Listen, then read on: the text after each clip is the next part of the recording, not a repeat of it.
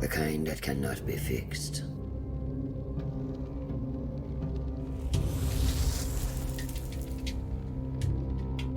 It all began with a war between two mighty deities. A conflict with dire consequences. The fighting rent the very fabric of our world. As the crack deepened, it spread like the grasping roots of a tree. And through that fissure, something terrible escaped. Something unnatural.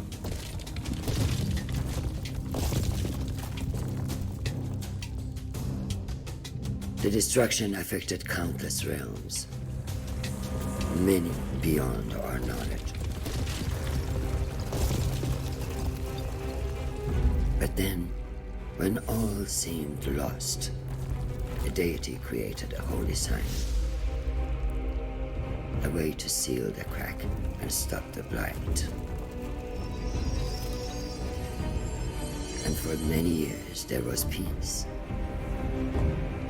But even an instrument of order can be dangerous if it falls into the wrong hands.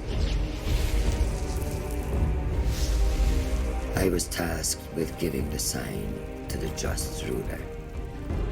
But I chose the wrong king, and eventually, the repercussions of my failure came to bear. The seal broke. The blight spread throughout Persia.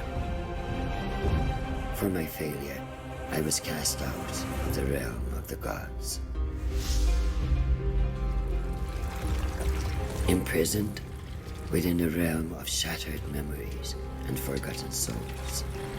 Redemption eluded my grasp. I was weak, consumed by pity, and resigned to my deserved fate. But then, something unexpected happened. A human found me.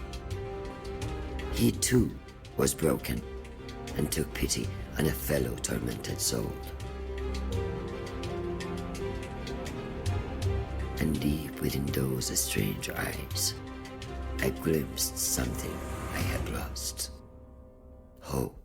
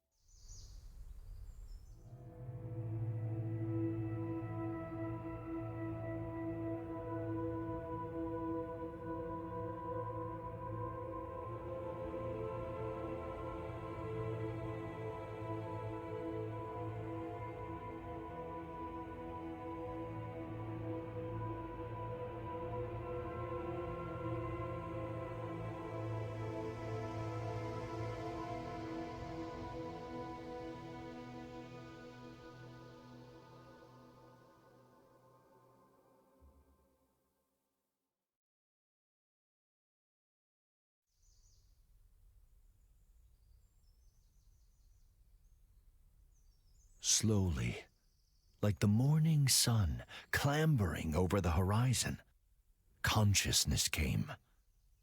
He opened his eyes.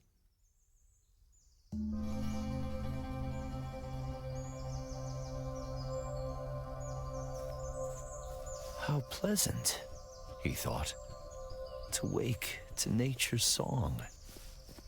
But something was not right. The song was out of tune. As he navigated the narrow paths, he breathed in the fresh mountain air. It focused his mind. Questions bobbed to the surface, like apples in water. How did I come to be here? He asked himself. No, that's not the right question. Nor is where I'm going.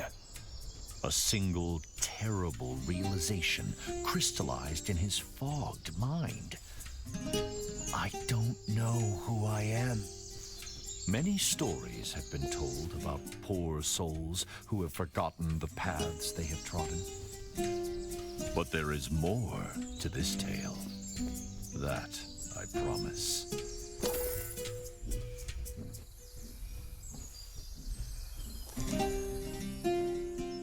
The soft glow of the man's lantern fell on an exotic bird, a hoopoe. The recognition heartened him. Perhaps the bird would lead to further revelations. He followed the hoopoe on instinct. Its beautiful trail fanned the flame of hope.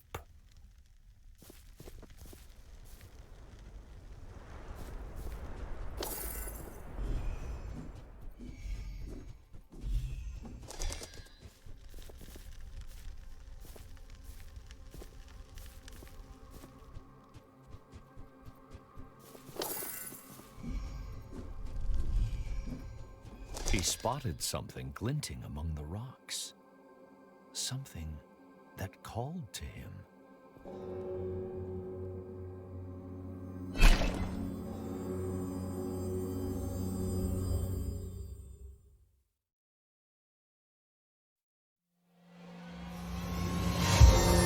All he did was pull that hatchet out of the stone. A simple act with a remarkable outcome. The revelation. There was no way back. Whatever this mysterious place was, he had to push on. The weight of the hatchets in his hands brought some comfort as he journeyed deeper.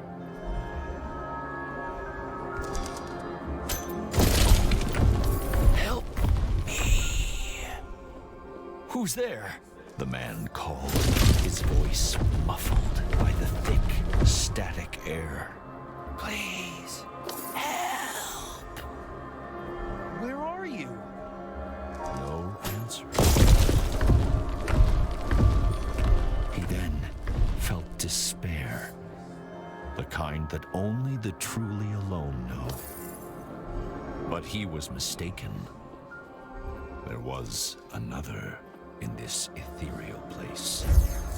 The tree was alive, but bound tight by otherworldly rocks and glowing tentacles.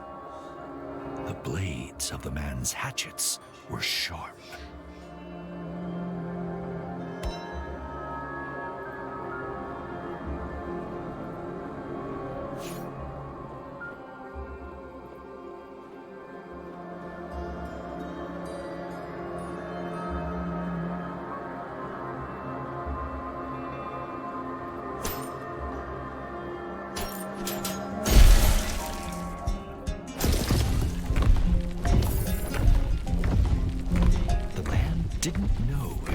Were friend or foe, but he felt its pain and fear.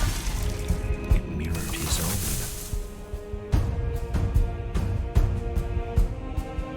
Was freeing the creature wise? The man did not know, but empathy overrode his rational misgivings.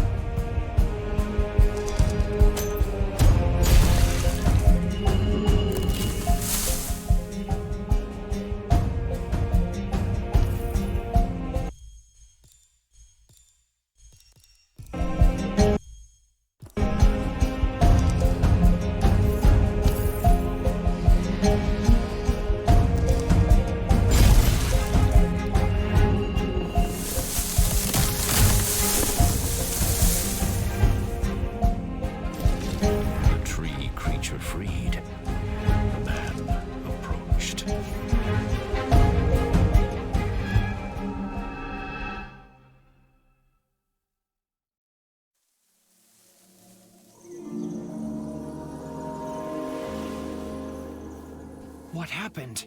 The man cried. Where have you taken me? Calm yourself, human. Did you not want to leave that alien realm? The tree leaned closer and introduced himself as All Seeds, a pomegranate tree. I don't know who I am, the man said. All Seeds pondered. Others like me have been afflicted by a sickness. Help them, and I will return the favor. All Seeds told the man to look for talisman stones, strange rocks protruding from the ground. Destroying the talisman stones would free his kind.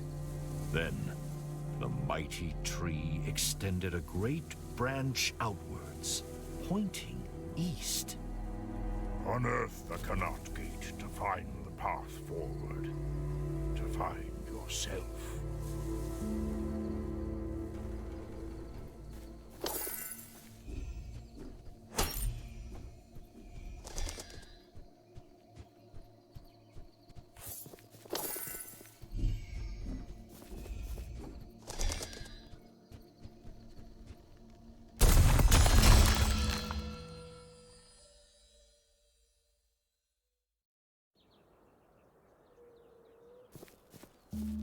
The man could roll under low objects with ease. As he ran, the man mulled All Seeds' words. How will rescuing the tree's kin help me recover my memory?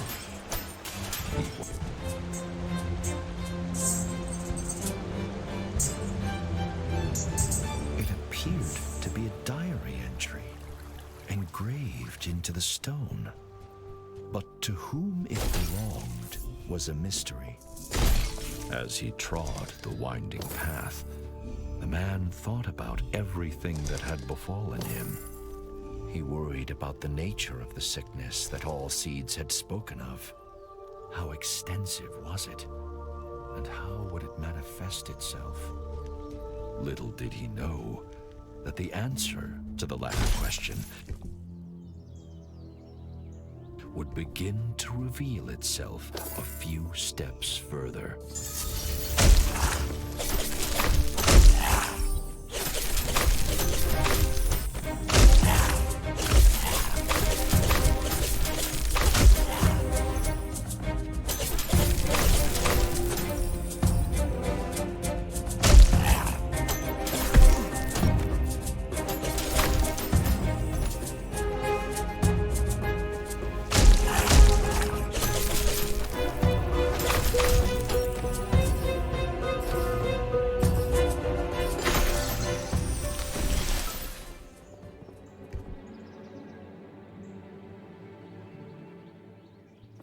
This must be one of All Seeds' trees, the man thought, breathing hard after his encounter. The tree had unfurled its vibrant leaves, embracing all but forgotten sunshine. What were those nasty little creatures? The man thought. Are they tainted by this sickness, or harbingers of it?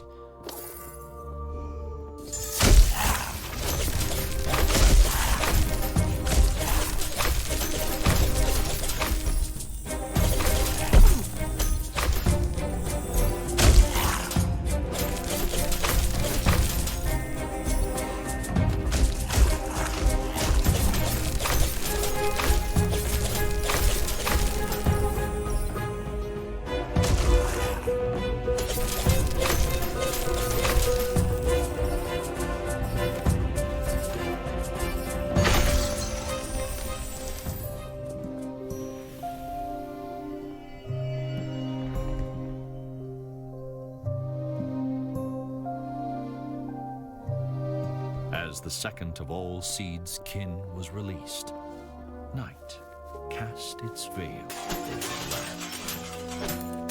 The inevitability of dusk, the serene quiet, brought the man a sense of peace.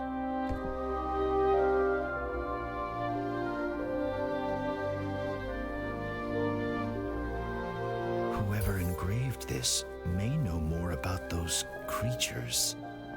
he thought.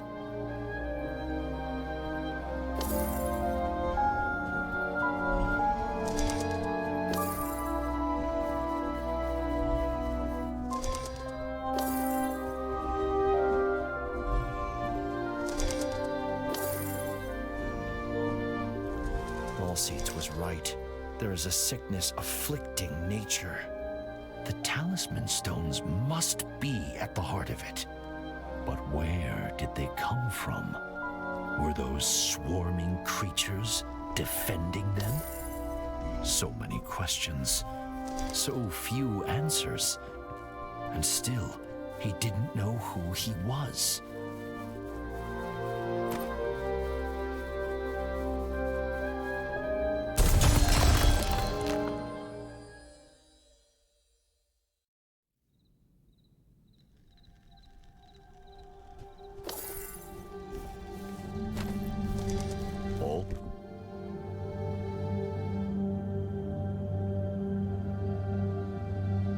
Seeds was asleep. A huge pomegranate hung from a branch.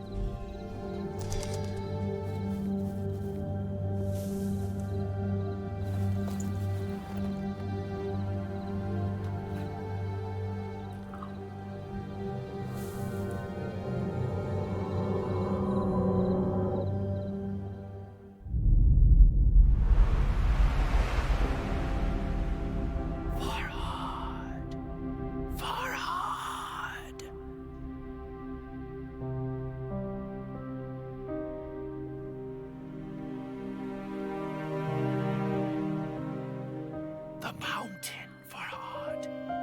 You must dig. I need you here.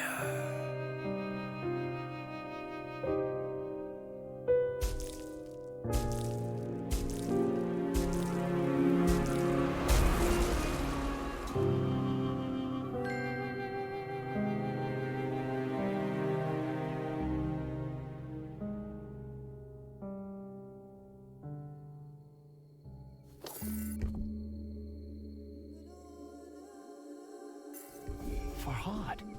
My name is Farhad. But who was that pained woman? And why did she ask what she did?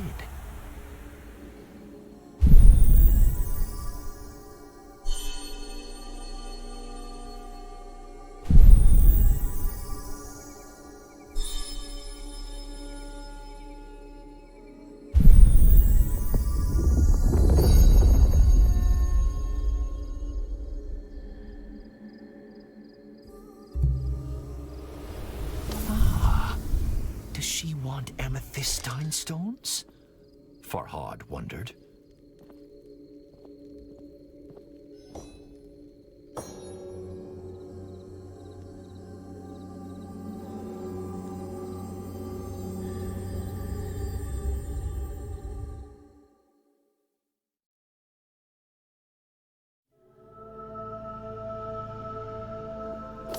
Farhad found himself in the celestial revelations realm once more.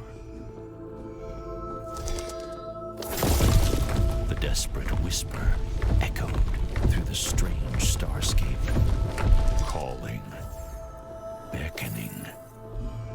Farhad! Farhad! Farhad could hear years of agony in those few words. Help me, Farhad, please. Show yourself, Farhad called into the twinkling black.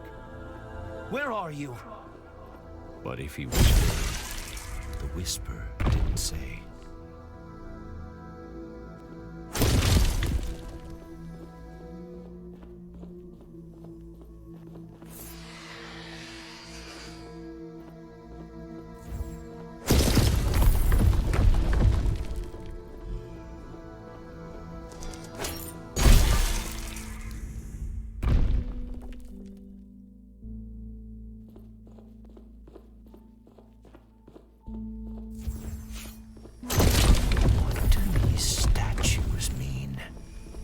He wondered.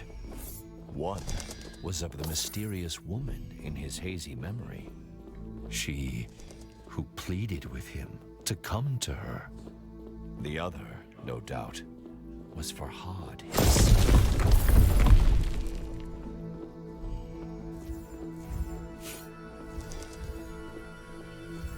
Was she the key to his past and his future?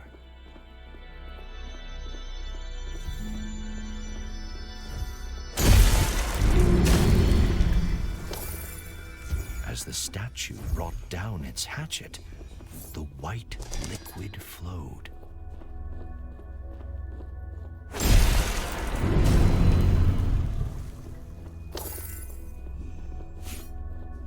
Farhad could only hope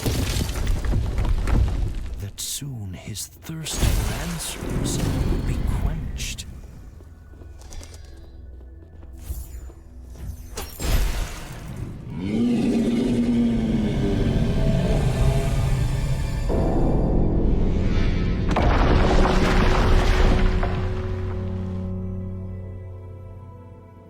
The din of the fallen bell shocked Farhad. But the guttural roar of some unseen creature terrified him far more.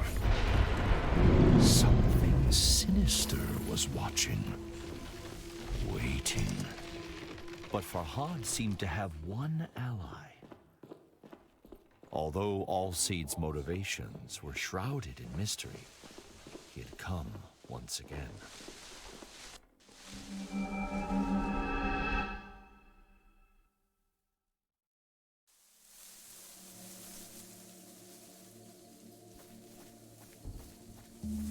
What do you know of that place? Farhad asked Allseeds. A shiver passed through the tree's branches. It is the realm of lost memories and forgotten souls. When I bit the pomegranate, Farhad said, I had a vision. I was engraving, sculpting. Is that what I do? Am I a sculptor? Allseeds pondered. I cannot say, but memories can be hewn from stone.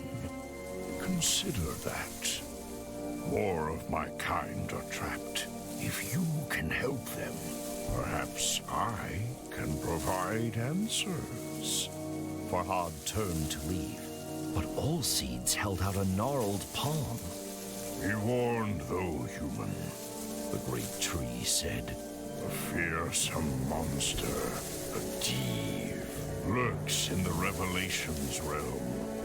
Bistun is its name, after the mountain on which you now stand. Keep away from it if you wish to live long enough to uncover the truth.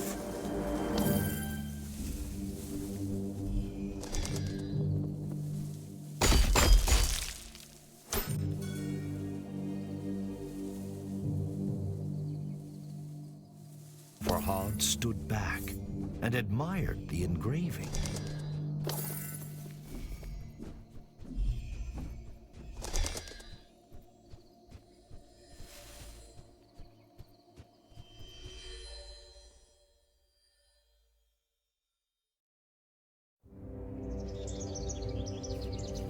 Despite Allseed's warning, Farhad felt the seed of hope taking root in his breast.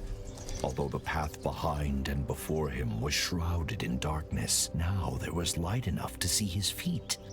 Allseeds had proven that it could help Farhad regain his memories. And although he didn't yet have all the answers, he had purpose. And what is anyone without purpose?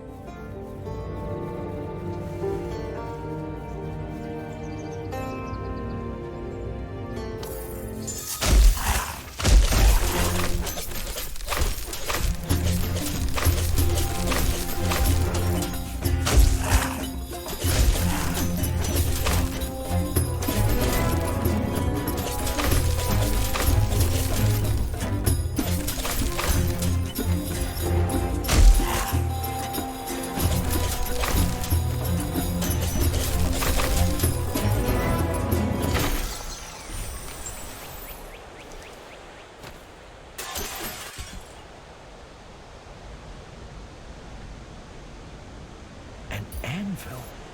Farhad's smithing skills were no match for his sculpting prowess, but he was confident he could improve his hatchets.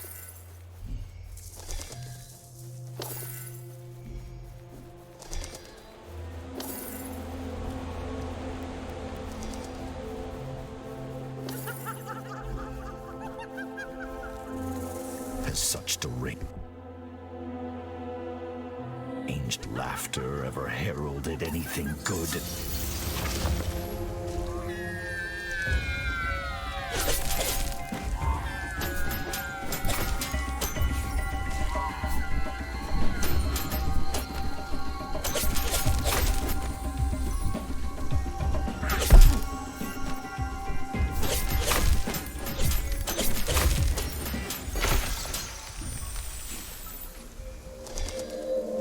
A sculpture caught Farhad's attention.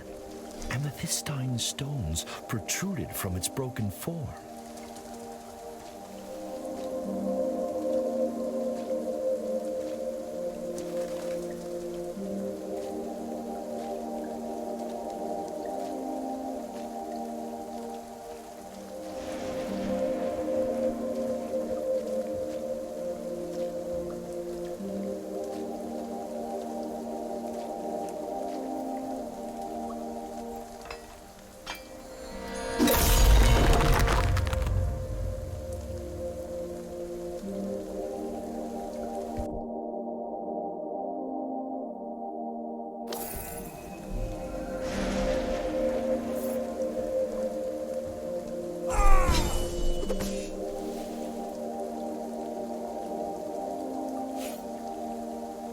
Farhad felt a new affinity with his hatchets, as though they were a part of him.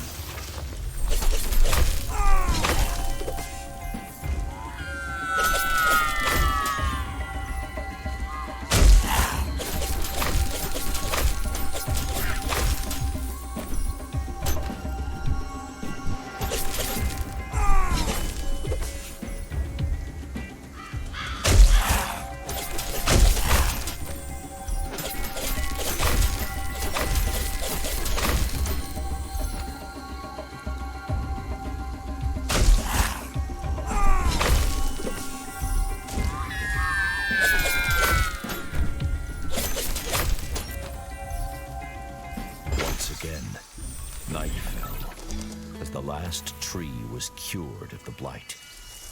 It was time to return to Allseeds.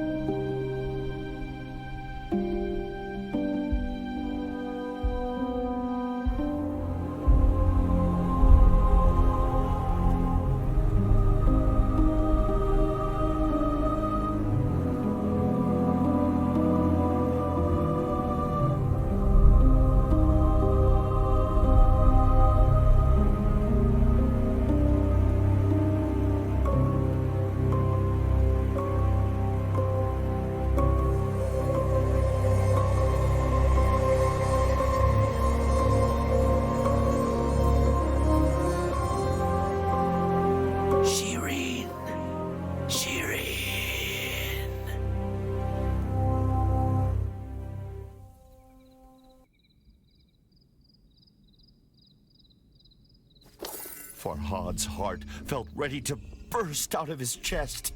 Shireen, the name of the woman he loved.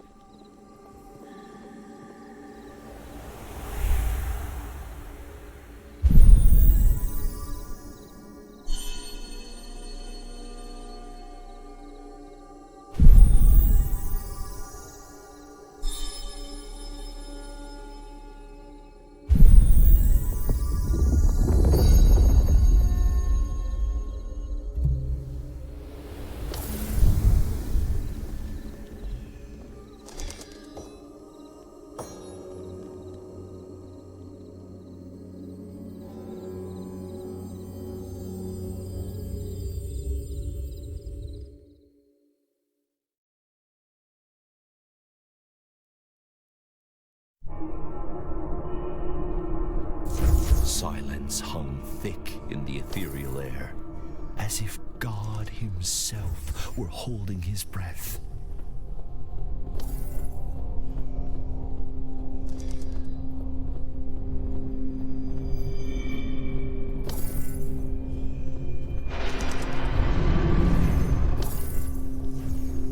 But God had forsaken this place, and a demonic creature made it its home.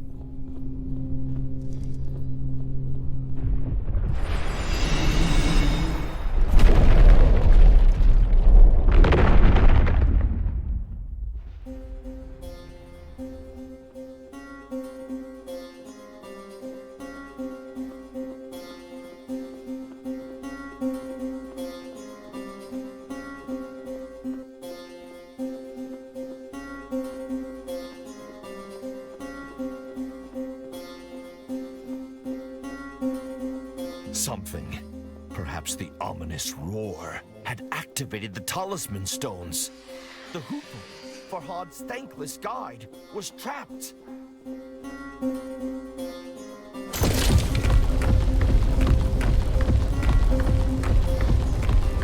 Farhad couldn't help but dwell on Allseed's dire warning. Beware the Div, Bistun, if you value your life.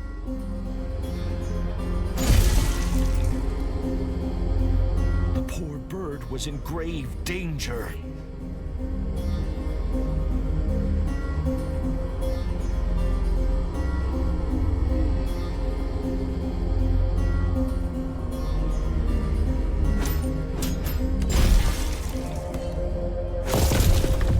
Farhad found his attention drawn to the floating island pierced by menacing light.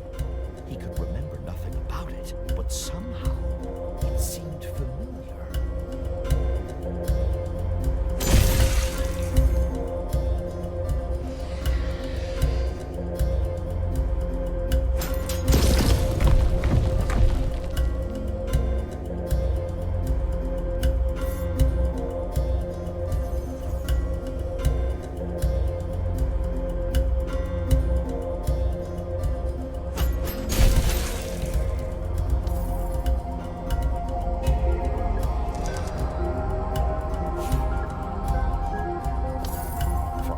Freed the Hoopoe, but flap as it might, it struggled to fly. He tried to cradle the bird in his hands, but it evaded his gentle grasp. Perhaps Allseed's embrace would cure the bird of its injuries. If only it could do the same for Farhad.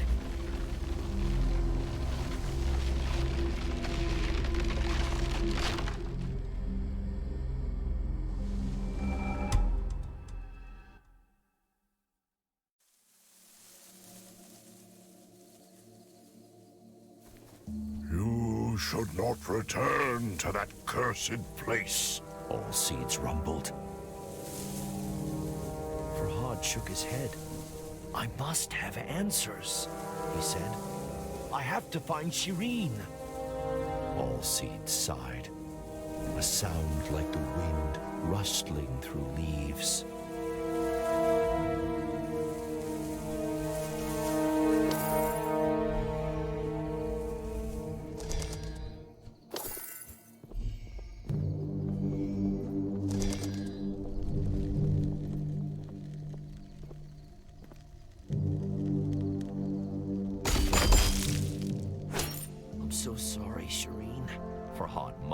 for his breath. It pained him that he could ever have forgotten his love. What has done this to me? He thought. 1,000 thoughts and fears vied for supremacy in Farhad's head. But all coalesced into a single burning goal. He had to find Shireen.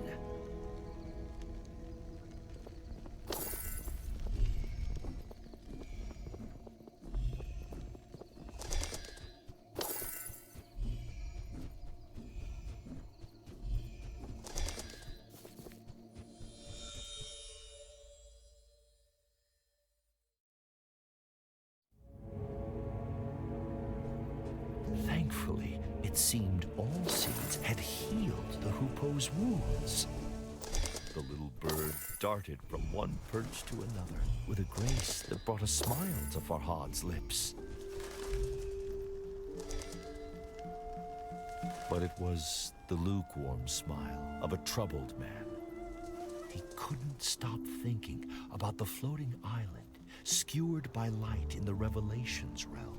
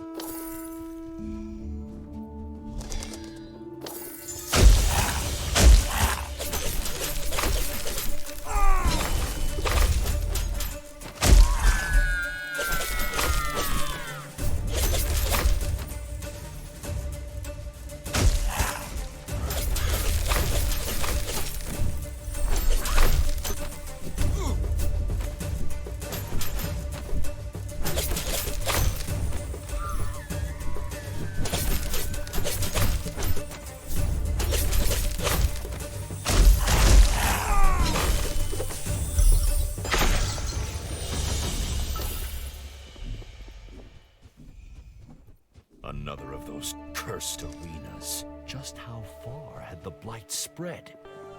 Farhad's resolve hardened. If he didn't act, there may be no world left to recall.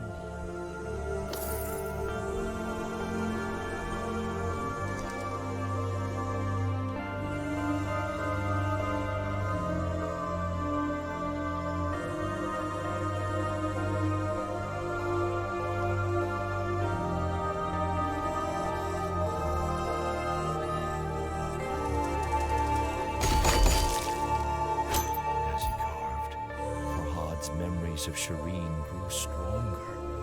He cherished each as the bee treasures nectar and vowed to never forget her again.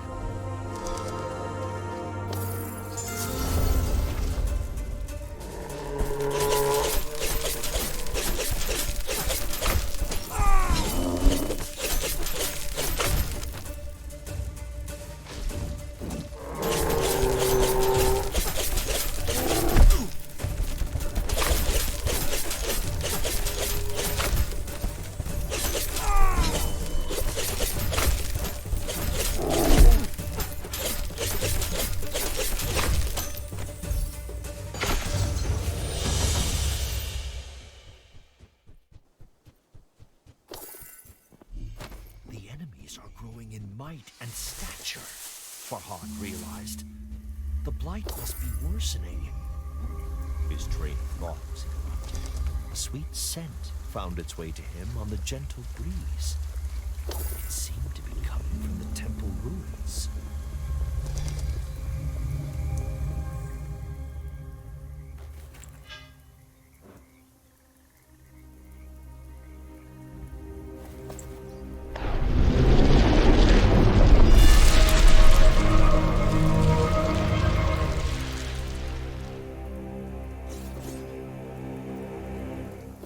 Pickaxe's handle was carved from the fragrant branch of a pomegranate tree.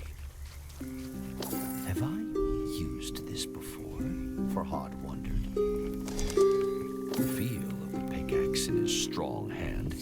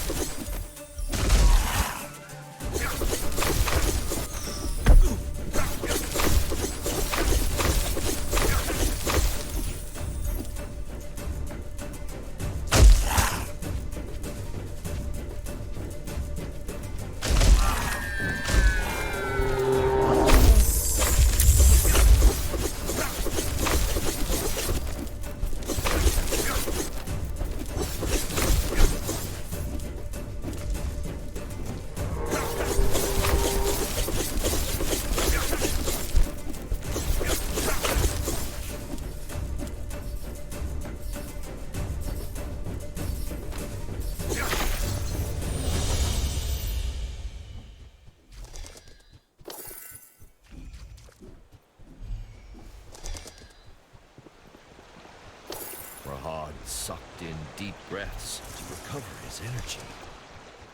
But despite his exertions, he realized he was humming the broken notes of some long-forgotten song.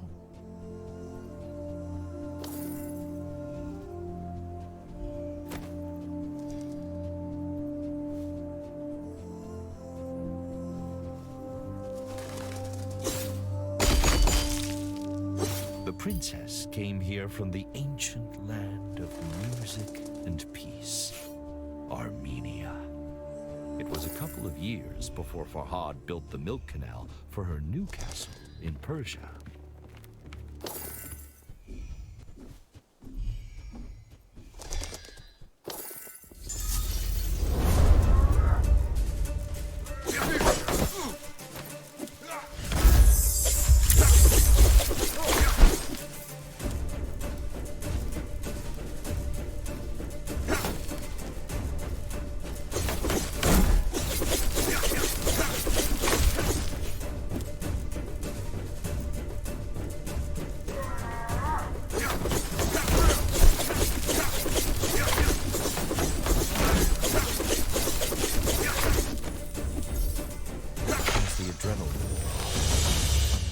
Formed in Farhad's stomach.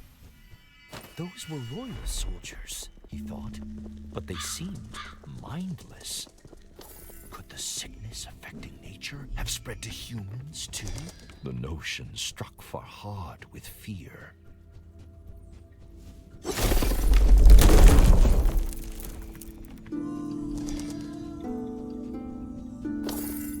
Farhad's fear settled into a crushing depression.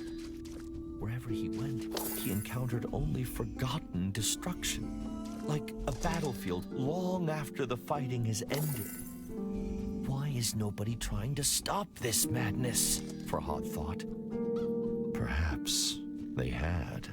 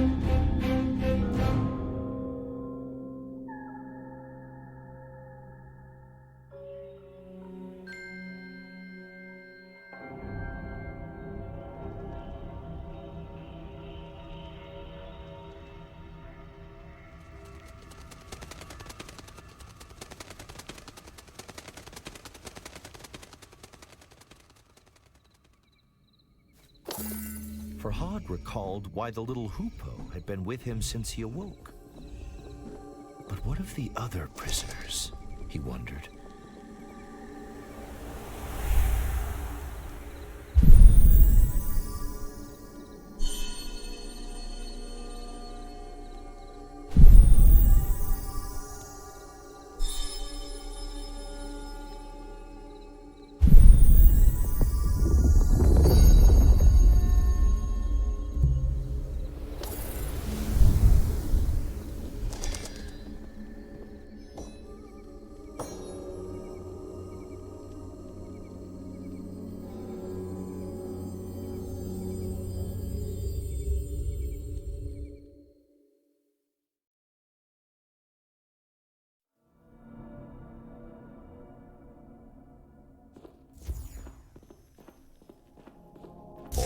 Allseed's stern warning sharpened Farhad's senses as he entered the Revelations realm once more.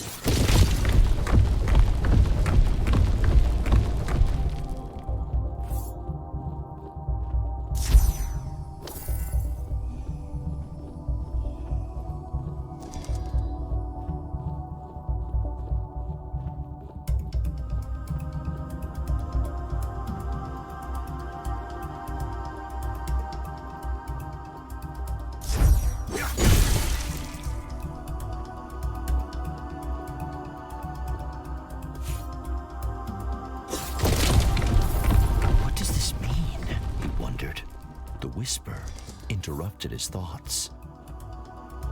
Please, my hands.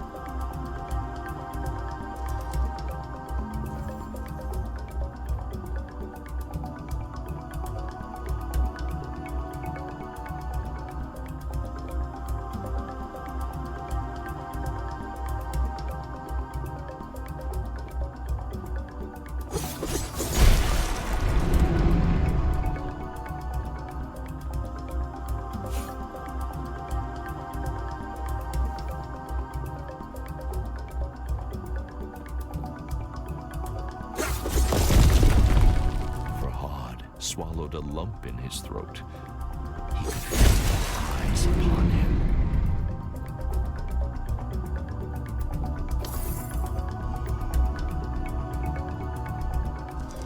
Can't take it.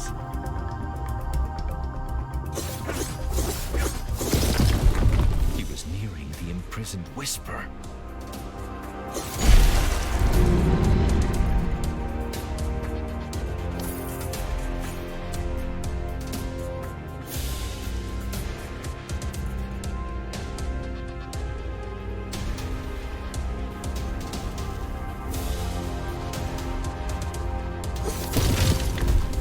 Of Shireen were a raging torrent that swept away his fears.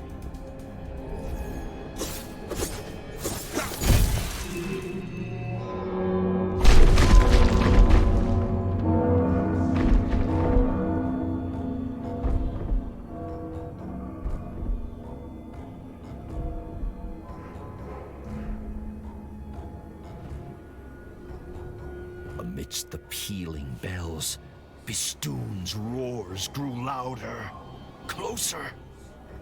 But the fortress of Oblivion beckoned. The path to his love was open, and so he ran.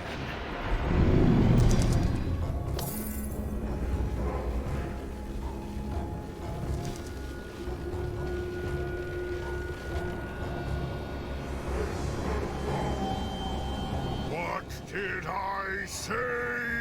Allseed growled. We must leave now! But the Whisper! She needs my help! Farhad pleaded. Allseed scowled. Anyone in that infernal place is already... The great tree broke off. Time had run out.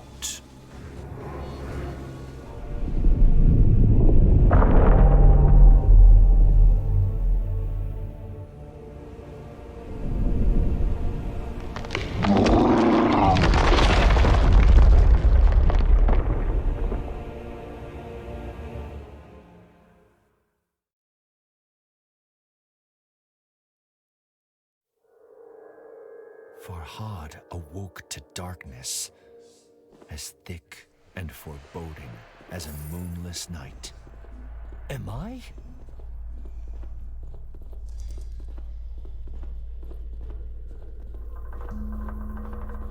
No. He was still in the Revelations realm, but a forgotten, shattered part of it.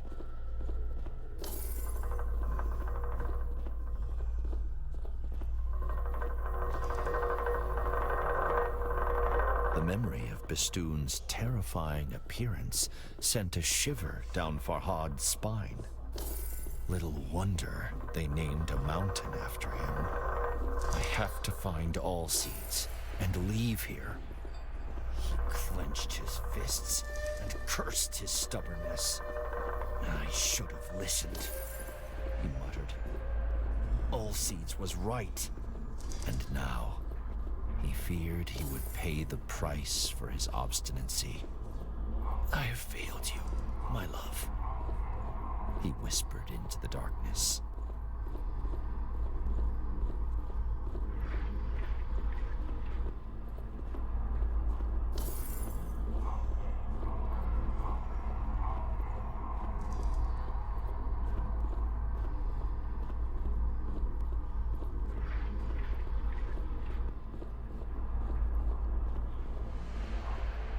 Lost in his thoughts. At first, Farhad didn't notice the statues lining his path.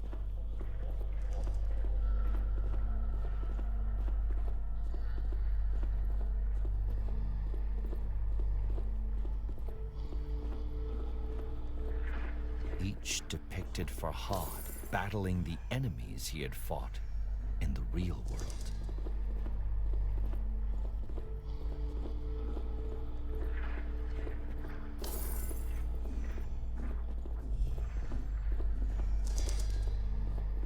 Every one, the foes had overcome him.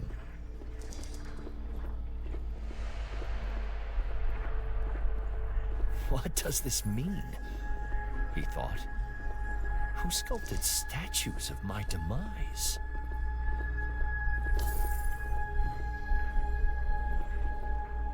What cruelty is this? Farhad demanded of the lifeless statues, but they offered no answer.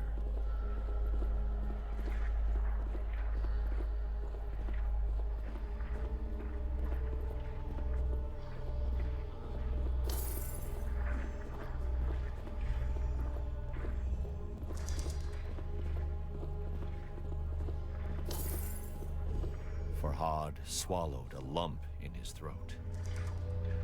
This one was unfamiliar.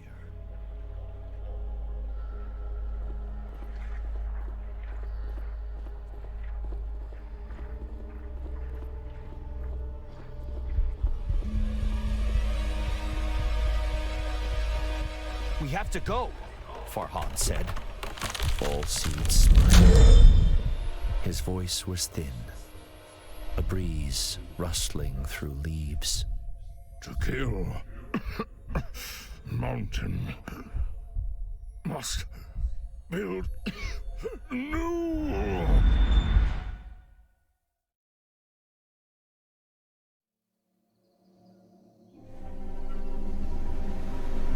Farhad gripped Allseeds' amethystine heart. Tears stung his eyes. He sacrificed himself to send me back, he realized. One last time. Bistun's mighty fingers had snuffed out the candle of hope. A great weariness overcame Farhad. He needed to rest, close his eyes. And what better place than beside the statue of the woman he had failed?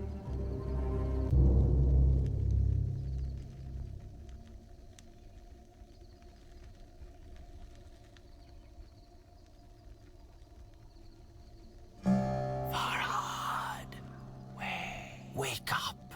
A commanding, unfamiliar voice said, "Wake up and follow me."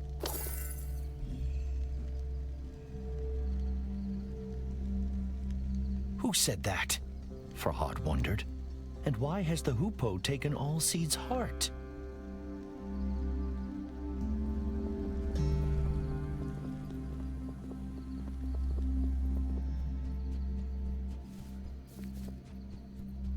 It is good to finally speak to you, Farhad, the hoopoe said.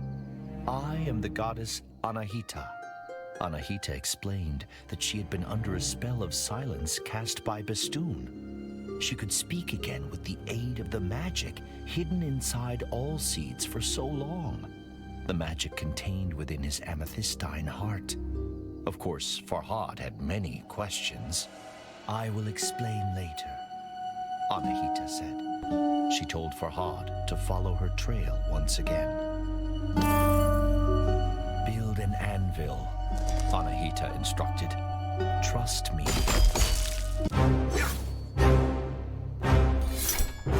Now, he could change his weapon at will. Come, time is short, Anahita said. We will talk on the way.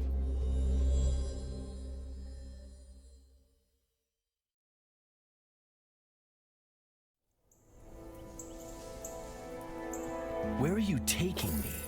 Farhad asked. The goddess explained what she knew. Allseed's heart was the key to the Revelations realm, to the fortress of Oblivion. But without the tree itself, the heart's magic had waned. My temple bears a holy sign, Anahita said. It may be able to restore the heart's magical power.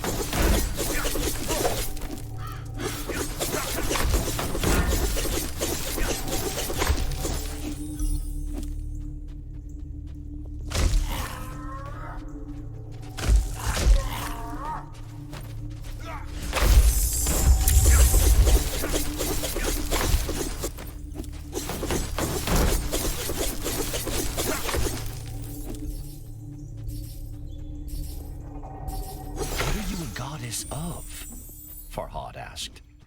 And why are you helping me? Anahita ruffled her feathers.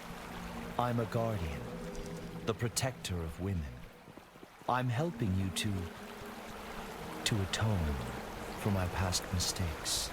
With that, she fell silent and would not explain further.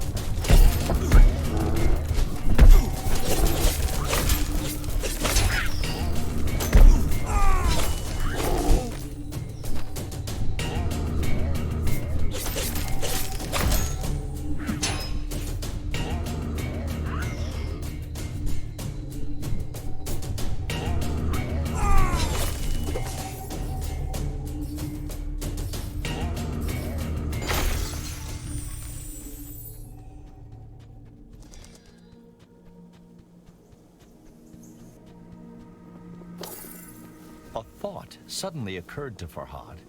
He asked Anahita if she too had heard the whisper in the Revelations realm. You're not insane, if that's what you're asking, she said. Do you recall the moment you fell in love? Anahita asked.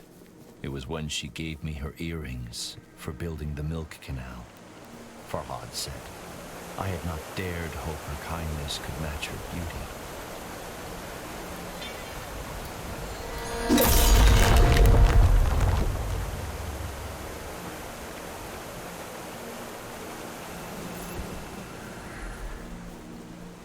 Why were you in the Dark Realm? Farhad asked Anahita. I sought the source of the whispers, she replied. Once, there were many, but they all faded away. All save one. The Div captured me before I could enter the fortress, Anahita said. I became trapped as a hoopoe, unable to speak.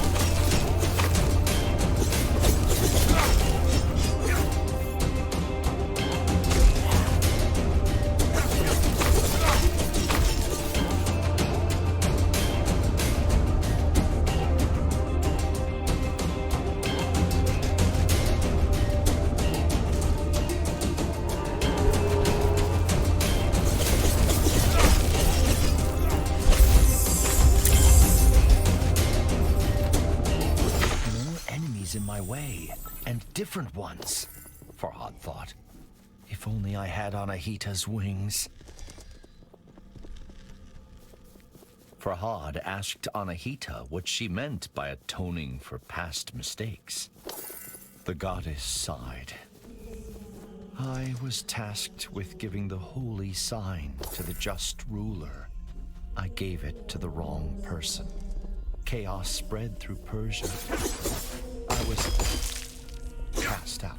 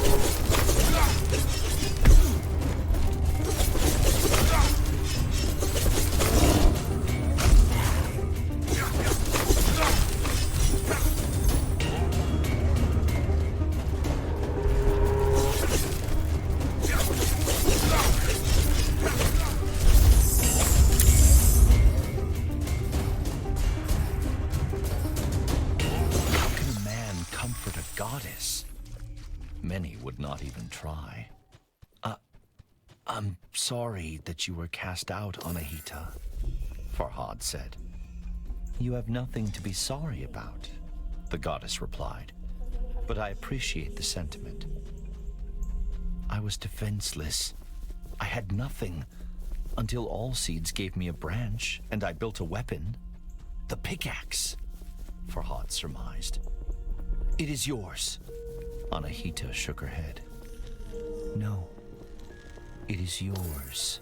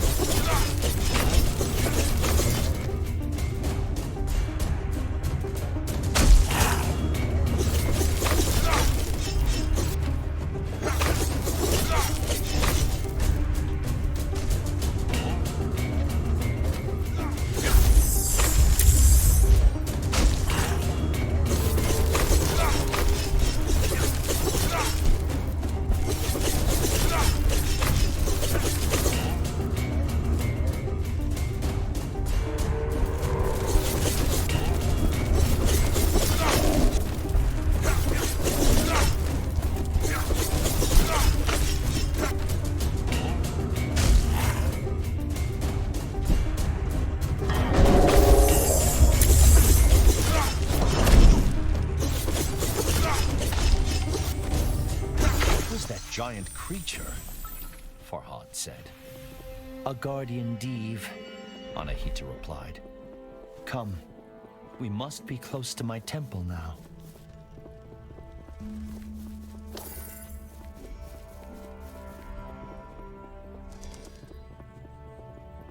Farhad gazed upon the sigil with wonder and fear. Is that the holy sign? Yes and no, Anahita said. I built this one of many. It is based on the design that Ormazd gave me. Ormazd was not a name Farhad was familiar with. Ahura Mazda, the Lord of Wisdom, Anahita clarified. Suddenly, Anahita spoke with great fervor. Now my temple is safe. We can use this to finish what we started.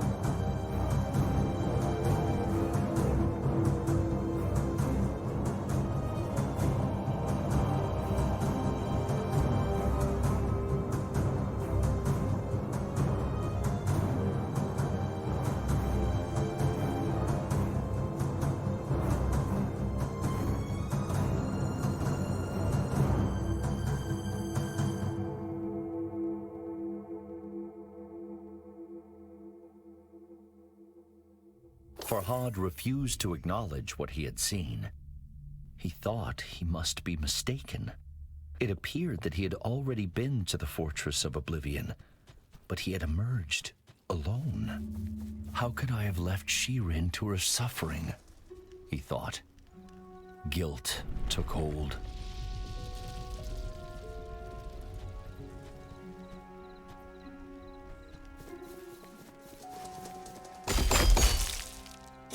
Wisdom to rival her beauty, Anahita said. She knows to seek help from a higher power. A life is a daunting prospect, The goddess continued. If one does not share one's troubles with others.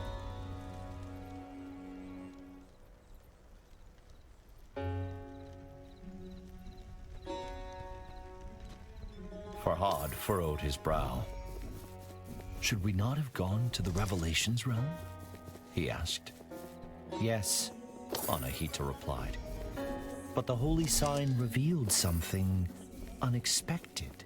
Allseed's heart was a memory stone. It holds a memory like a sponge holds water. Anahita explained. Like the ones you have excavated in Mount Bistun. But the engraving on Allseed's heart was incomplete. They needed to find the last temple to fully restore the memory.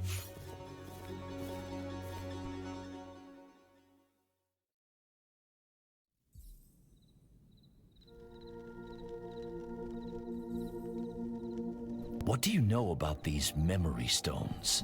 Farhad asked. Better I show you, Anahita said. with great trepidation.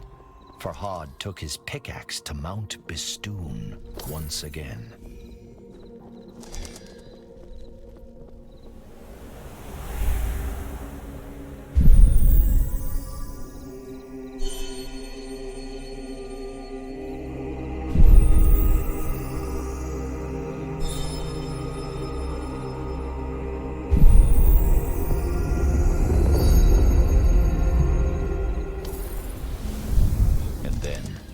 The goddess spoke a word beyond Farhad's understanding.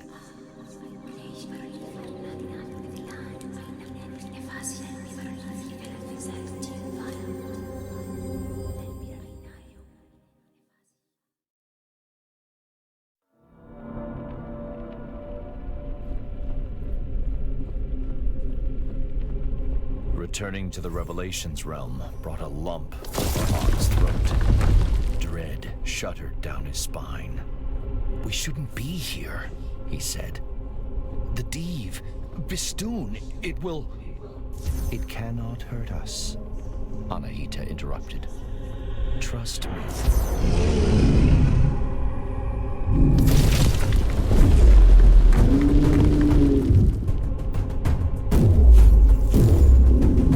Anahita was right. Bistun pounded against the red mist, but could not force its way through. Anahita became animated. "I have found the key to the memory stone," she said. She told Farhad that a single word was engraved on it, only visible in the Revelation realm's strange light. "Oblivion. What does that mean?" Farhad asked. "It is the key to all seeds' heart," the goddess said. "It is where our friend now rests."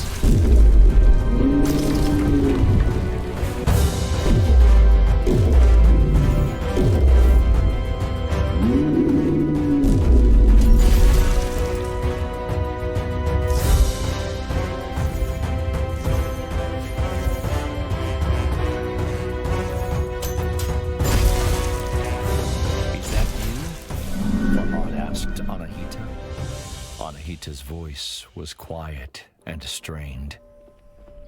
"Yes, this is the memory of my imprisonment." The engraving featured 3 people. On the right was Anahita in human form. On the left, Farhad's love, Shirin. "But who is the man in the middle?" Farhad asked. Anahita sighed. "My greatest mistake."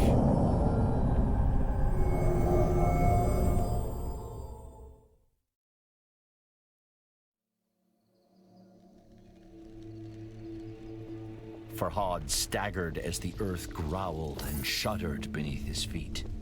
The beast, caged for now, was banging on the bars with blows so mighty they crossed realms. "We have Bistun's attention," Anahita said. "You must confront it." I'm not ready," Farhad said. "How can I defeat such a creature?" Anahita spread a wing. "Look around. Look at what you've created. How far you've come." "There is greater strength inside you than you care to acknowledge. Fear is inevitable, but you must not let it control you. If you do, then you have already lost. Follow me," Anahita continued. "I owe you answers."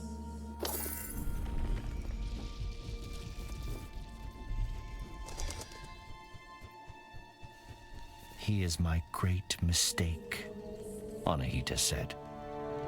"I chose him, and I chose poorly." "How does this help me defeat Bistun?" Farhad asked. Anahita sighed. "You still have much to learn, human. Patience, for one. Everything has a weakness," the goddess said. "Humans, Div, even gods." But before Anahita could say what Bistun's weakness was, she told Farhad they first had to address his.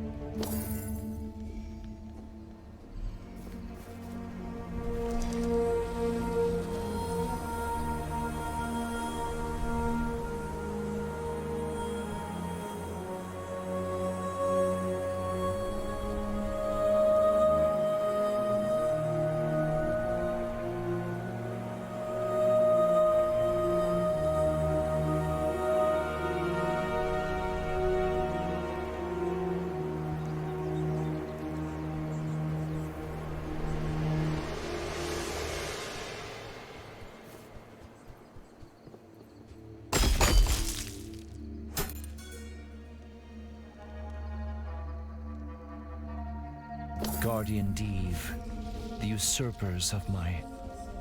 Anahita trailed off. "Wait, Someone is nearby. Farhad blinked. His jaw dropped. He couldn't believe who stood before him. She was more graceful than a swan, more beautiful than a moonlit lake. Farhad knew he should have felt only relief at seeing Shirin safe.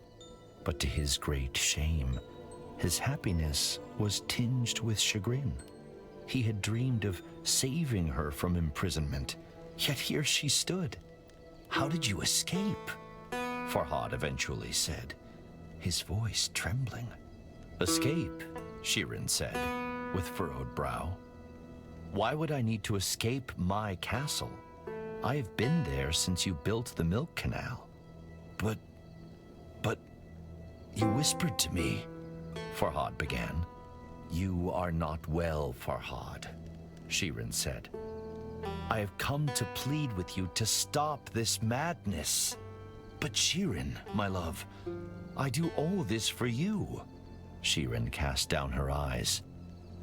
"I am sorry if I have misled, but you must know, I do not love you." With those words, the bottom dropped out of Farhad's world. But he had no time to brood.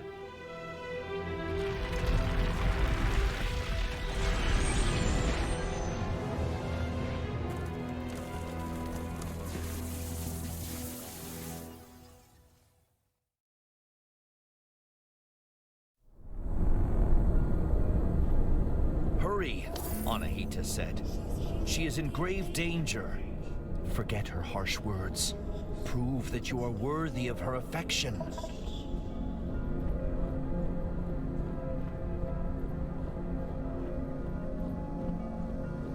And though Farhad was frightened, his mind racing, he knew what had to be done.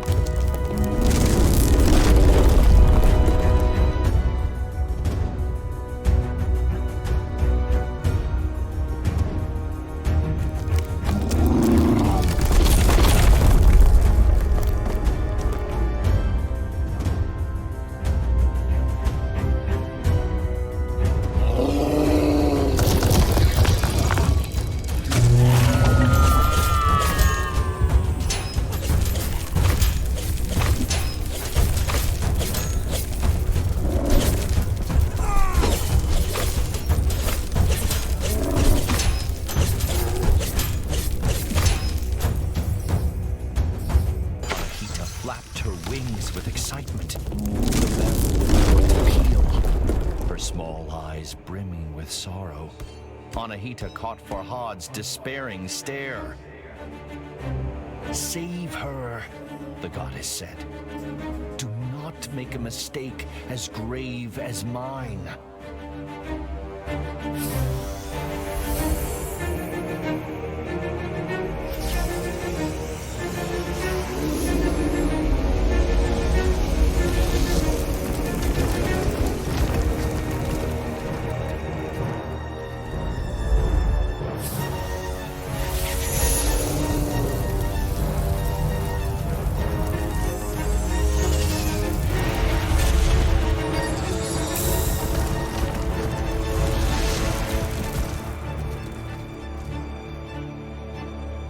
Anahita fought hard, but could not withstand the Diev's might. Farhad wept, for he had lost another friend to Bistun.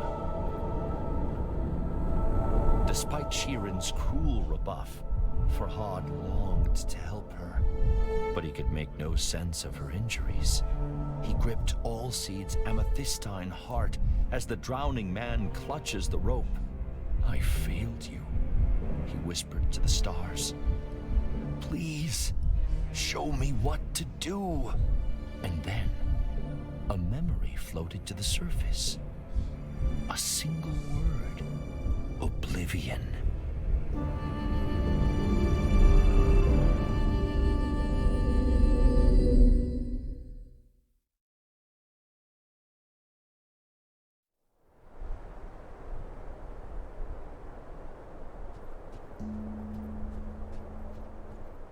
"Don't give up," Farhad pleaded.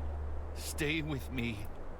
Farhad cradled her in his arms, as if she were made of porcelain, and he saw something wonderful: the slight rise and fall of her chest.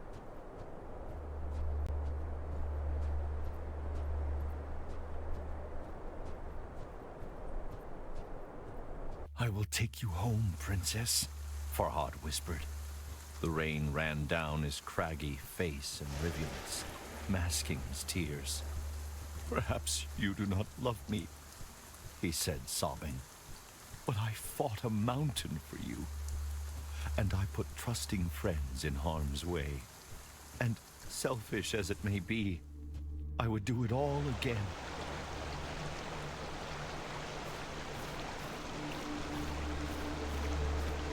As Farhad walked, Shirin started murmuring. Farhad leaned close. She whispered but a single word: Khosrow. Suddenly, it all made sense to Farhad. The stone carving. The two were the perfect couple. The king of Persia and the princess of Armenia. How could a lowly sculpture question such a union?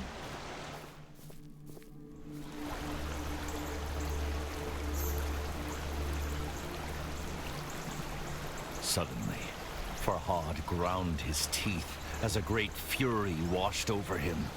Not at Shirin, or even Khosrow, but at himself. What was I thinking? How could a princess love someone like me?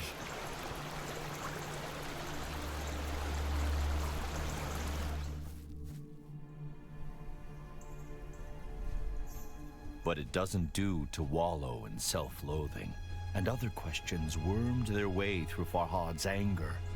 If not Shirin, then who does the whisper belong to? How could he defeat Bistun and enter the fortress of Oblivion? Why even try now? Farhad was ashamed by his selfish musings. What happened to Anahita? He thought. Does she need my help?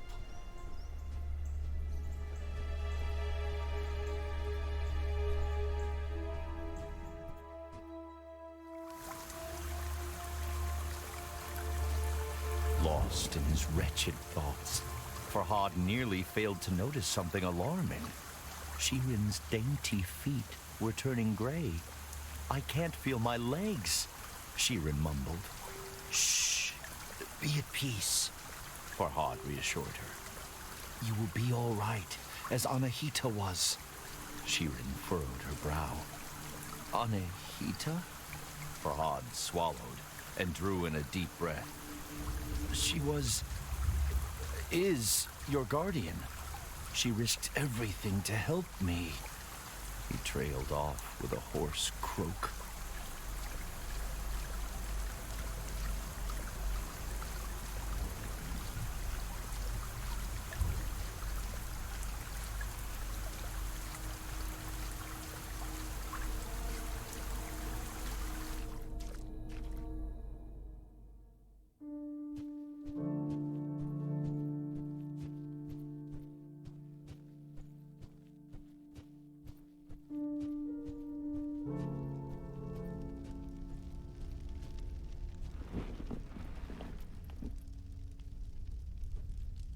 I should check the rift is still sealed, Farhad thought, recalling the memory stone. What does the statue hold?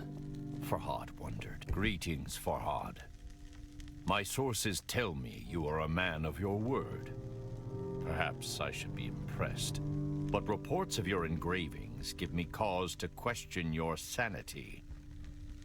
I had thought that when Princess Shirin herself revealed that she does not return your love, you would cease your efforts. If you must persist, so be it. I will not stand in your way. Just remember that I require complete, unhindered passage through Mount Bistun. Only then will I grant you your wish. Know that I have sent my best horsemen to bring the princess home. In the meantime, you are responsible for her safety. Your king, Khosrow. Something about Khosrow's tone set Farhad on edge. When the riders came, he decided to be absent.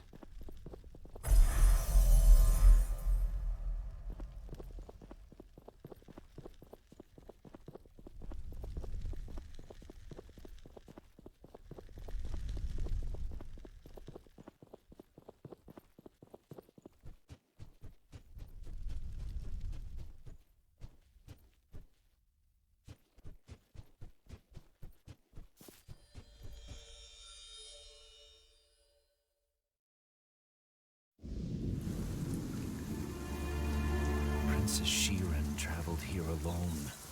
Farhad tried to reassure himself. Harm will not befall her. The choice was a difficult one, but Farhad could not abandon his friend. After all, both he and Shirin owed Anahita their lives. And while a broken heart may ache for years, death happens but once. Perhaps Anahita's last temple would suggest her whereabouts.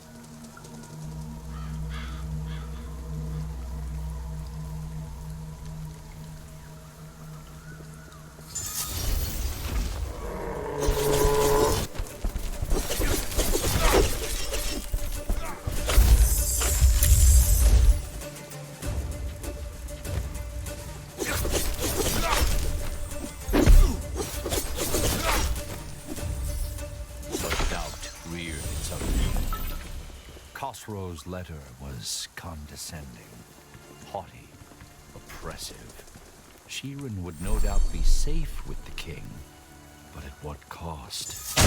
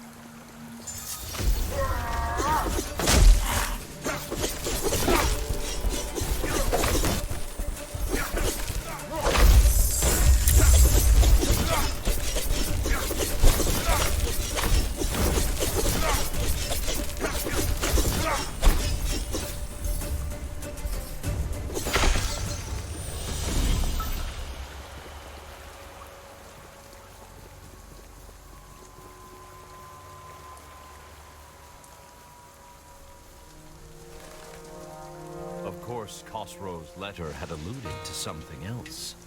An agreement between Farhad and the king. Why does he want passage through Mount Bistun? Farhad wondered. And what wish does he speak of? Could it be Shirin? The thought angered Farhad. The princess was not a prize to be awarded.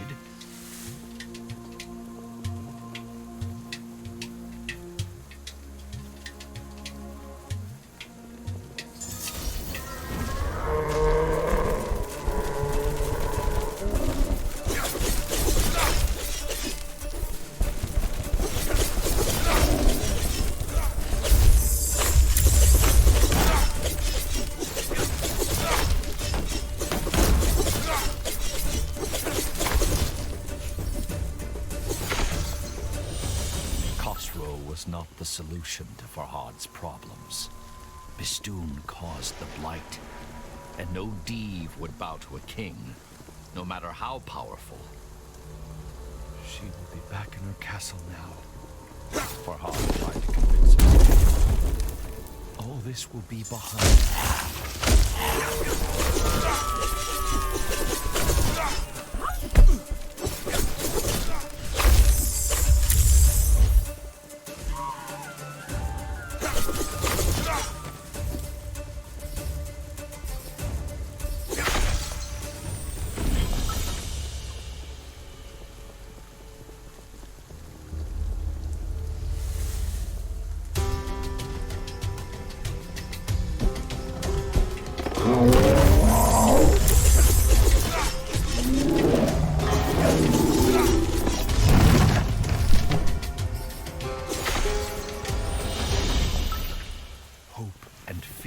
battled within Farhad, but resolve overcame both. This time, he knew what had to be done.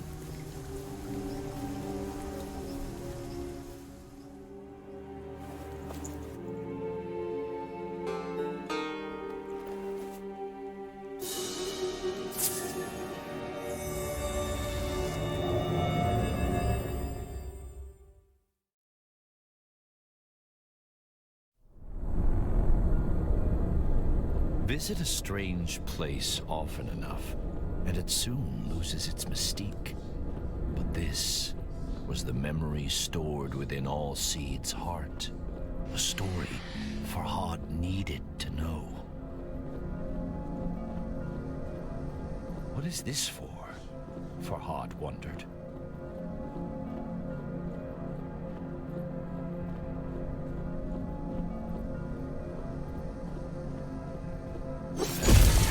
Stone shattered.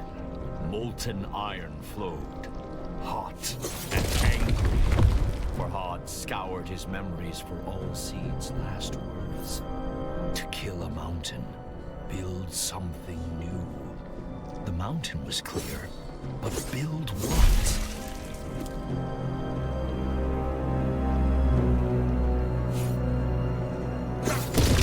Why would all Seeds have a memory of a smithy? Farhad thought. After all, fire and trees do not usually well mix.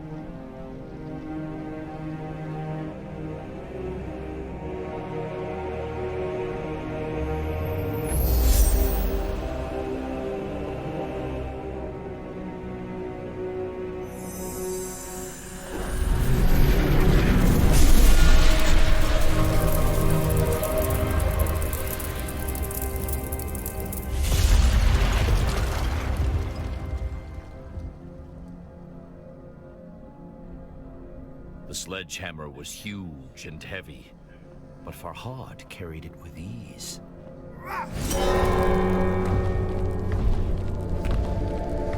As he rounded the corner in the floating path, a gasp escaped Farhad's lips.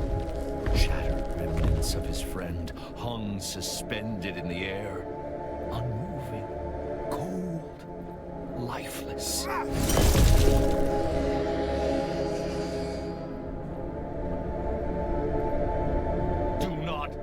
For whom the bell tolls, Div, Farhad shouted into the darkness. It tolls for thee!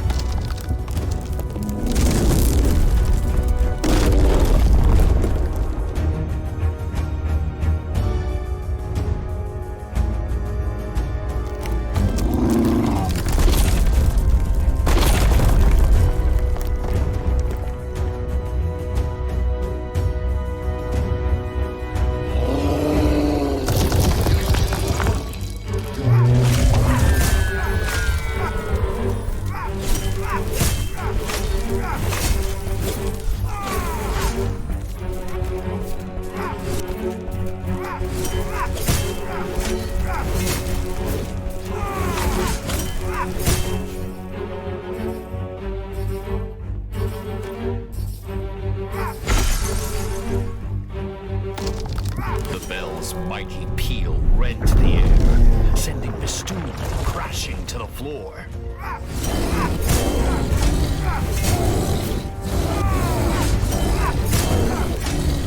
This is for my friends. Farhad cried.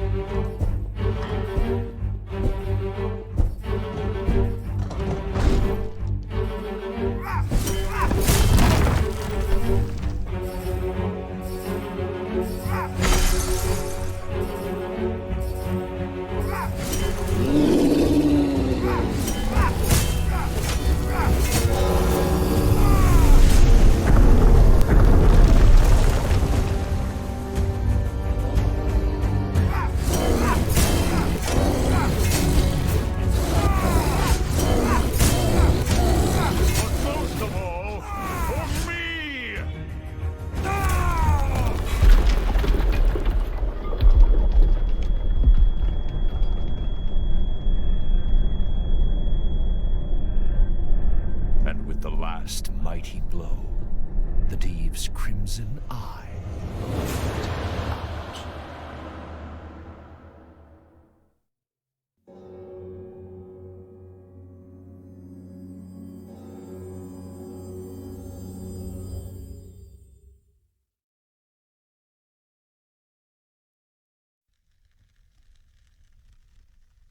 The storm within Farhad's heart rivaled the one that rent the dark skies. Bistun was defeated, but at such cost. He felt more alone than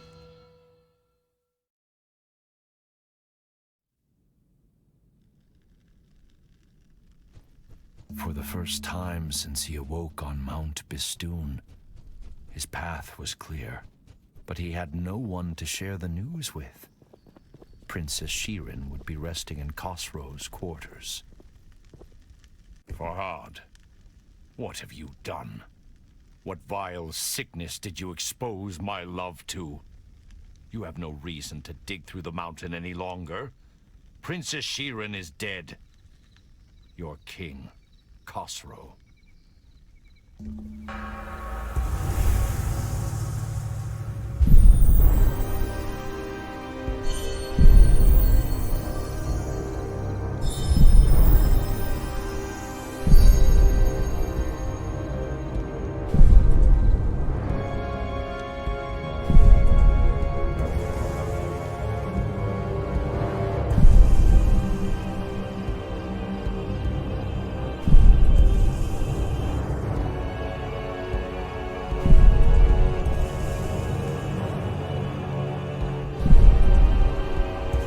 Consumed Farhad. He felt that this world could no longer offer him anything.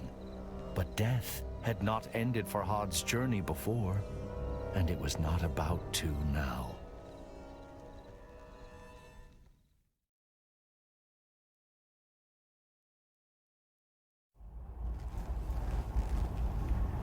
Instead, Farhad drew ever closer to answers. The final steps on the path laid out before him. The path that ended in the realm of forgotten memories. The fortress of oblivion awaited him. And Farhad thought of all those who had played their part in getting him here.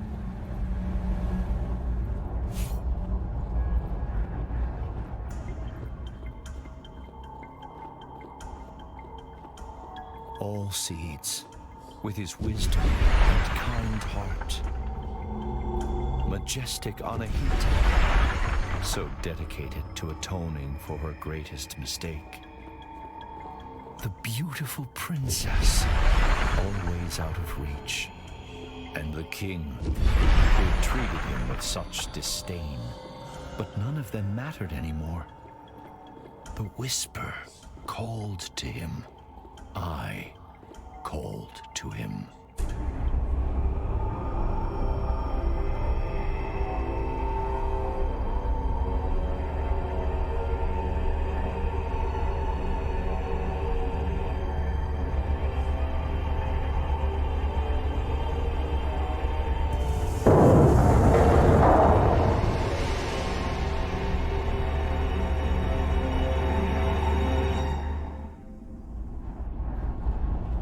Fear and foreboding chilled Farhad as he walked amongst the horrors. Exiled and forgotten people, ensnared by the blight, trapped in endless suffering, their silent screams frozen in their gullets.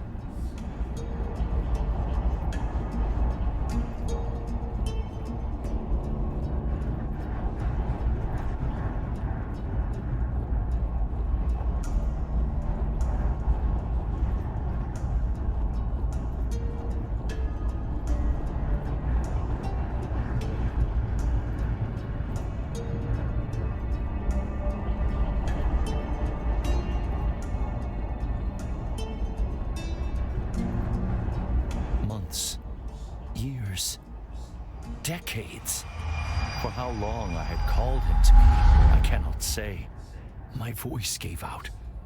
But still, I cried out across the realms. Unimaginable agonies racked my body. Yet I never sought refuge in insanity.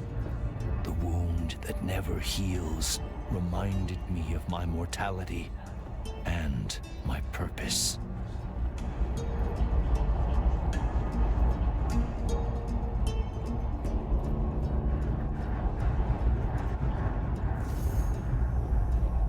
I looked into Farhad's eyes and saw his pain and confusion. But even then, I saw a flicker of something else. Was it relief? Words eluded him, however. So I explained everything. I told him my name is Nizami. I was a blacksmith by day and a storyteller by night. I was banished by King Khosrow, exiled unjustly. On Mount Bistun, I was mortally wounded, but saved by the most wondrous fruit and guided by a talking tree. Then, I discovered an otherworldly domain, a realm of forgotten souls. But the Div found me. I was imprisoned in the fortress of oblivion, doomed to be forgotten, teetering on the edge of oblivion. Agony poured from my wound and took form. You, Farhad, are created out of my pain, out of my wound. I told him, you are the manifestation of hope, the embodiment of purpose. I had lost count of the number of times Farhad had reached my prison, but each time he had refused my plea, refused to set me free. I knew the choice was grim, but I had to prevail. My story is not yet complete, and so I gave him a choice. Liberate me, or abandon me once more. The path to the left was where he should engrave the wise decision to set me free, or he could add to the cruel records of abandonment to the right.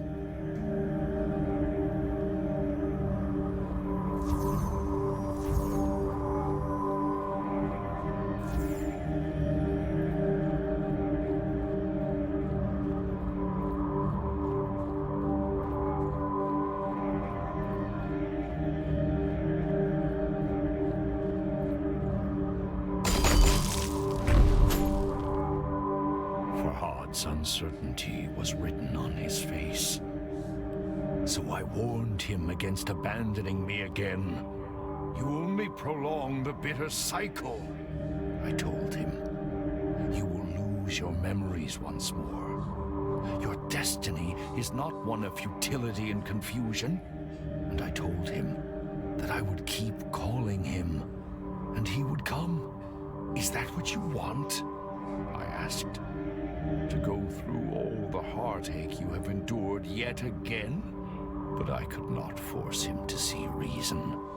If he would leave me again, I promised to send him away from this place. I would show him how to use the memory stone within his head to leave the fortress of oblivion. But what would he be escaping for? Endless wandering? Repetition without purpose?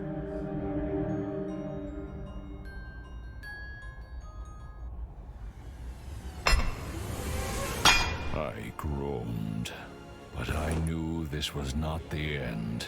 I will see you again soon.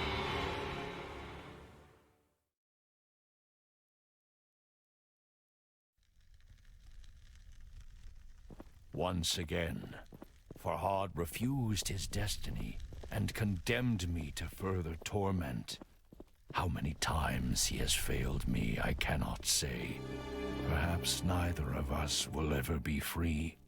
Perhaps the blight will spread unchecked. But my purpose still burns as fiercely as the agony in my chest. And Farhad's story has not yet ended. It cannot end yet. A wave of nausea washed over Farhad. He stumbled. Darkness closed in. He staggered on before oblivion drew in again. He lost consciousness again and again. Panic streaked through his muddled mind. And then he remembered my warning, the bitter cycle. With every step, his memory slipped away. I must engrave Nizami, he thought. I must not forget. Farhad sought to immortalize my story in stone, lest I forget again.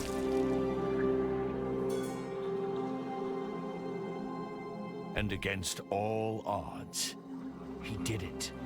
He looked back at all the engravings he had made and found hope in them. Hope that he could walk a different path.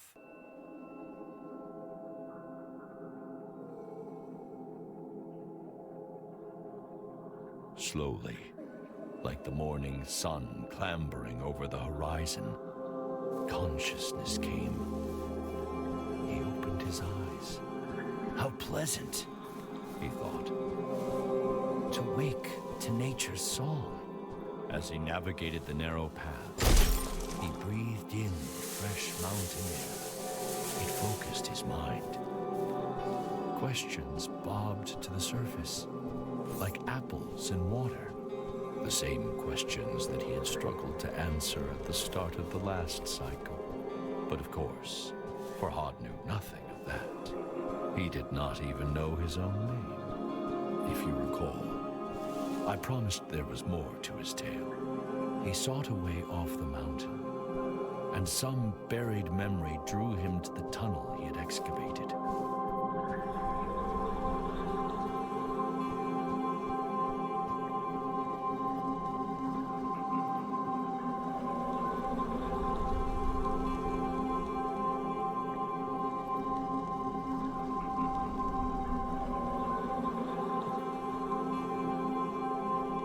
The story began anew.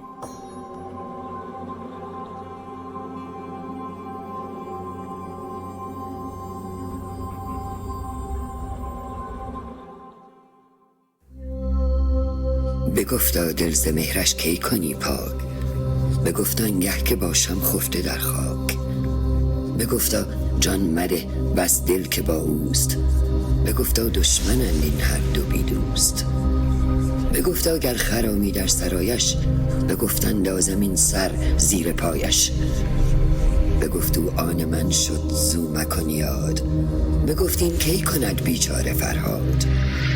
چو عاجز گشت خسرو در جوابش، نیامد بیش پرسیدن ثوابش. به یاران گفت کز خاکی و آبی، ندیدم کس بدین حاضر جوابی.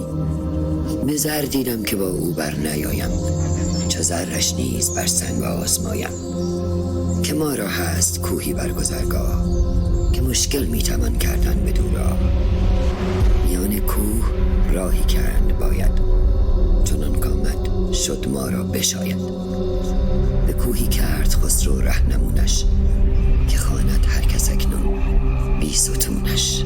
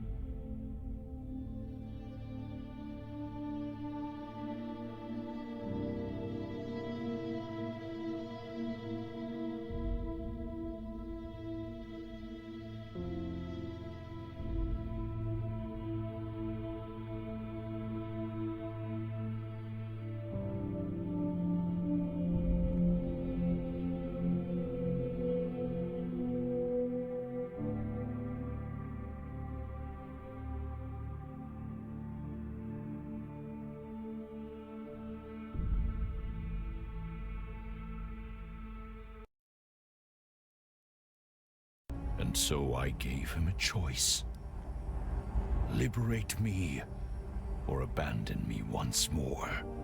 The path to the left was where he should engrave the wise decision to set me free. Or he could add to the cruel records of abandonment to the right.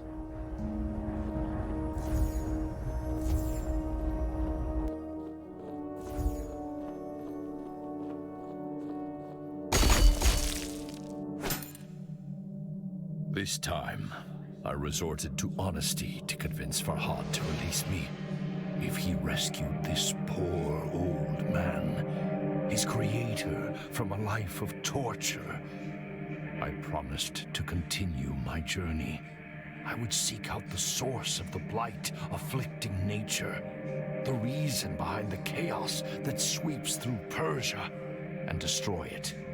But sadly, there was a catch.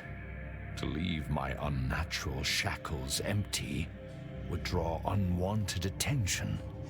Farhad would have to take my place. At this, the sculptor growled and turned his head. "Wait," I implored. "You do not understand." I told him how this sacrifice would give his life meaning. After all, it was his purpose. It was what he was created for. The only way he could escape the cycle. And I promised that when my quest was complete, I would come back to return the favor.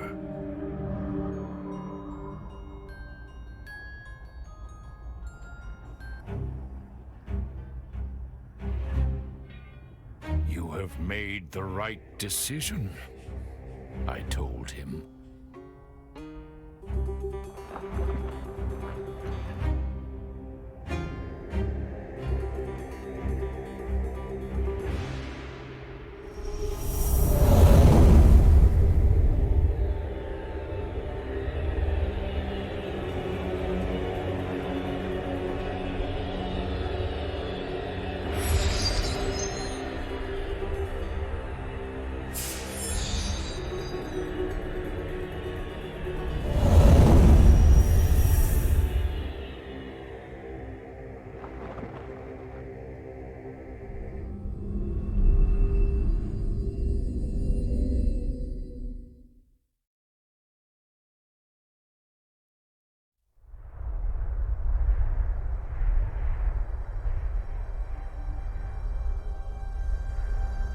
Before I left, Farhad asked me if his sacrifice would be worth it. "There is no greater blessing than having purpose," I told him. "No worse pain than having it denied." I promised I would not rest until I had stopped the sickness afflicting nature. I would rescue other poor, imprisoned souls and face the threats before me with the courage that Farhad had shown.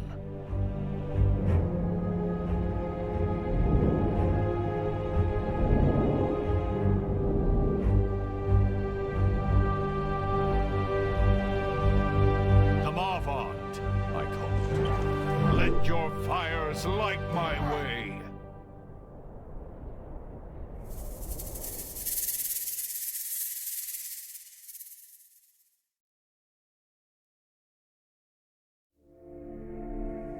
بیاورد ضحاک را چون نبند، به کوه دماوند کردش ببند.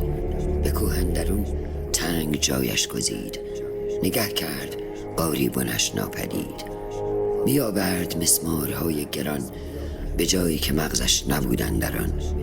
فرو بست دستش بر آن کوه باز، بدان تا بماند به سختی دراز. ببستش بر آن گونه آویخته، از او خون دل بر زمین ریخته. از او نام ضحاک چون خاک شد، جهان از بر او همه پاک شد.